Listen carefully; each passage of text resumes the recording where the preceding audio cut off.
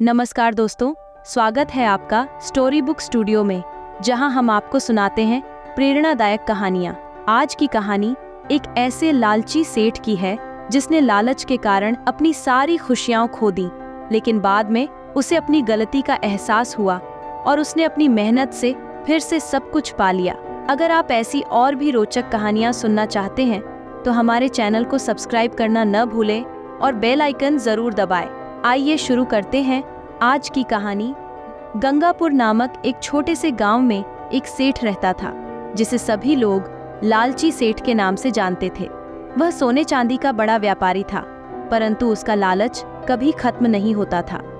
गांव के लोग उससे कर्ज लेने आते और वह बहुत ऊंचा ब्याज वसूल करता।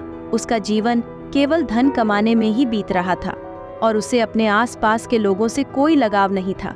एक दिन सेठ अपनी दुकान जाने के लिए घर से निकला। रास्ते में उसने एक साधु महाराज को देखा जो एक पेड़ के नीचे ध्यान लगा रहे थे।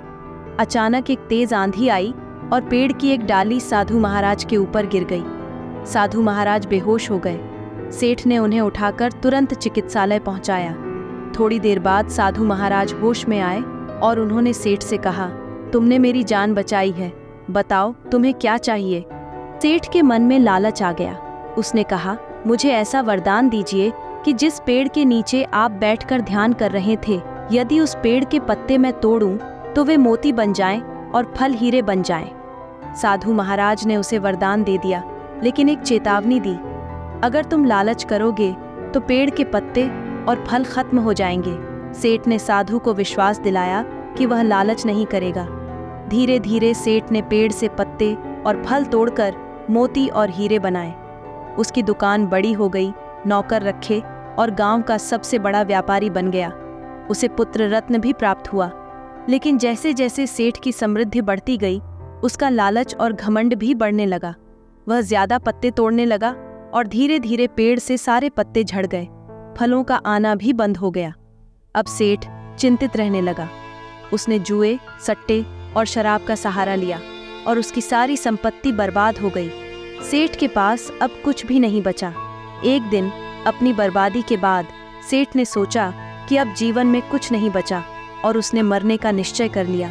वह उसी पेड़ के पास पहुंचा जहां साधु महाराज ने उसे वरदान दिया था, और जैसे ही वह पेड़ से लटकने का प्रयास करने लगा, साधु महाराज फिर से प्रकट हुए।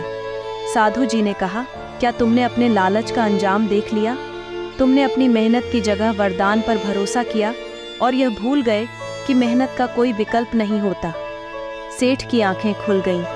उसने साधु महाराज के चरणों में गिरकर अपनी गलती मानी और कहा, मुझे माफ कर दीजिए, मैं अब समझ गया हूँ कि लालच से कुछ भी अच्छा नहीं होता। साधु महाराज ने उसे आशीर्वाद दिया और कहा, अब मेहनत से काम करो और अपनी ईमानदारी से फिर से अपने जीवन का निर्माण करो। इसके बाद सेठ ने कड़ी मेहनत करनी शुरू कर दी। धीरे धीरे उसकी दुकान फिर से चल निकली। उसने लालच को त्याग दिया और गांव में एक ईमानदार और प्रतिष्ठित व्यापारी के रूप में पहचाना जाने लगा। उसकी जिंदगी में फिर से खुशियां लौट आईं और उसने संतोष और संयम का जीवन जीना शुरू किया। तो दोस्तों, कैसी लगी आपको ये कहानी? ये कहानी हमें यह सिखाती है कि लालच का अंजाम हमेशा बुरा होता है और सच्ची सफलता केवल मेहनत और ईमानदारी से मिलती है। अगर आपको यह वीडियो पसंद आई हो तो लाइक करें, कमेंट करके हमें बताएं कि आपको कहानी से क्या सीख मिली और शेयर करना न भूलें। अगर आपने अभी तक हमारे चैनल स्टोरी बुक स्टूडियो को सब्सक्राइब नहीं किया है तो ज़रूर करें। फिर मिलते हैं एक और नई कहानी के साथ। धन्यवाद।